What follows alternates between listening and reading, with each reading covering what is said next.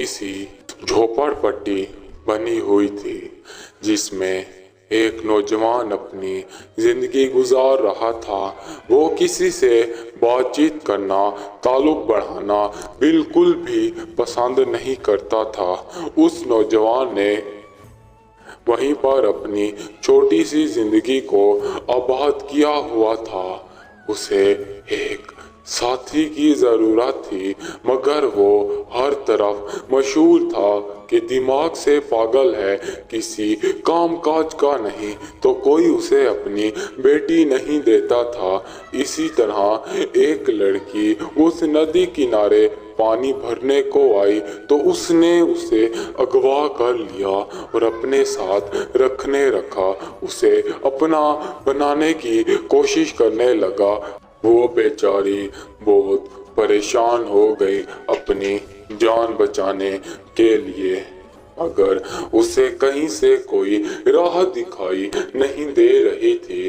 Bill आखिर कुछ दिनों के बाद एक बूढ़ी औरत और उसके साथ एक जवान लड़की वो पूछते इधर उधर बिल आखिर उसी जगह को आन पहुंचे।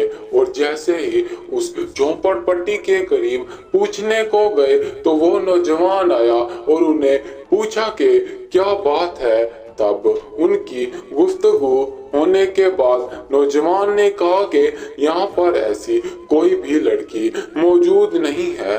नौजवान ने उसे वहां से भेज दिया।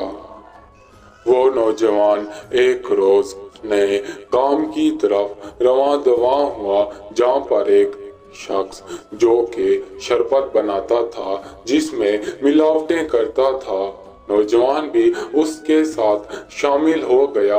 उन्होंने नशीली अद्वियात, नशीली चीजें बनाना शुरू की, जिससे वो लोगों को उनकी आदत लगाकर खुद माला माल हो सकते थे।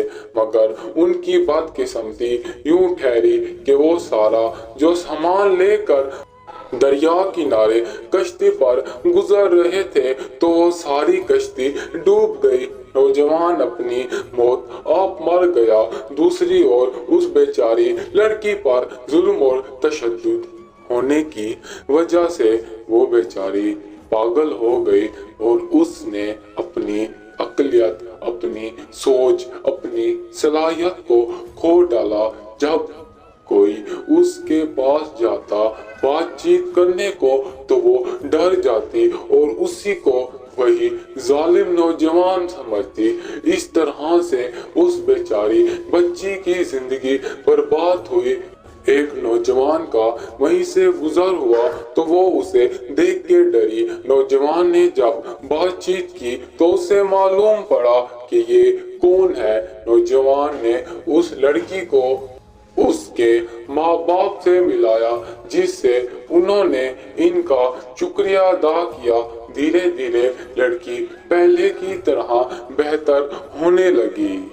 नतीजा इसीलिए कहते हैं कि बुरे काम का बुरा नतीजा होता है।